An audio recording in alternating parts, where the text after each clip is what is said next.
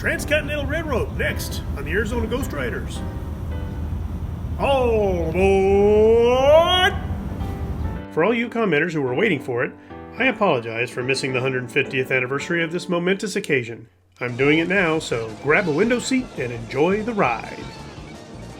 On May 10, 1869, the Union Pacific and the Central Pacific Railroad companies, who had been building rails tirelessly from the West Coast and the Midwest, met at Promontory, Utah.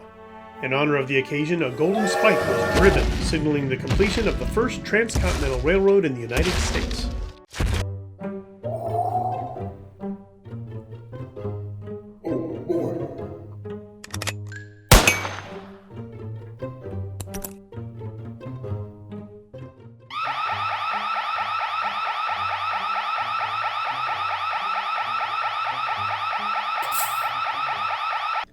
Well, Bill, there was actually 4 ceremonial spikes that were driven into pre-drilled holes into the rail tie. One of them from our very own Arizona territory. So, yeah, not just one spike.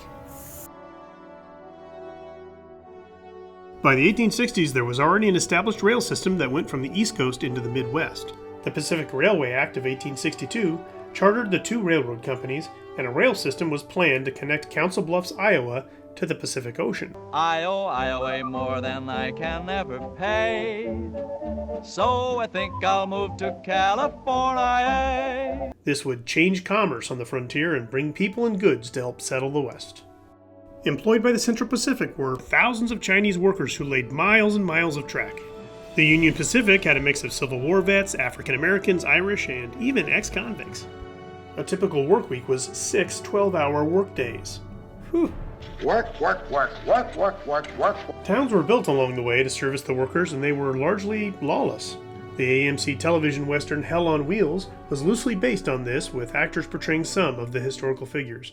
If you haven't watched it, I recommend it. Native Americans attacked many railroad crews. This was most likely due to the influx of settlers encroaching on their land.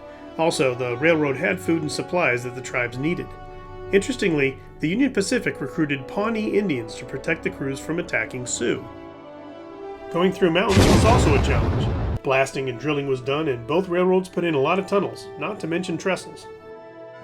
However, even with obstacles slowing their progress, the 2 railroads met and history was made. Central Pacific President Leland Stanford tapped in that last spike, and a telegraph operator transmitted a single word to the rest of America: done. Many workers from both sides perished in the building of these rails, and we at Arizona Ghostriders are eternally grateful for all those men and women who transformed transportation in America. Well, folks, that's it for another episode, all about the Transcontinental Railroad. So, looks like I get to say my own line today. Please, like, share, and subscribe!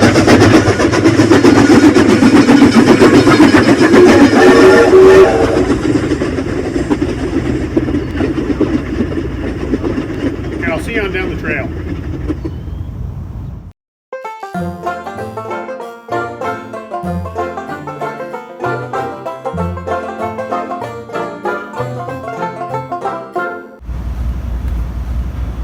Hey fellas, want to go see the Transcontinental Railroad?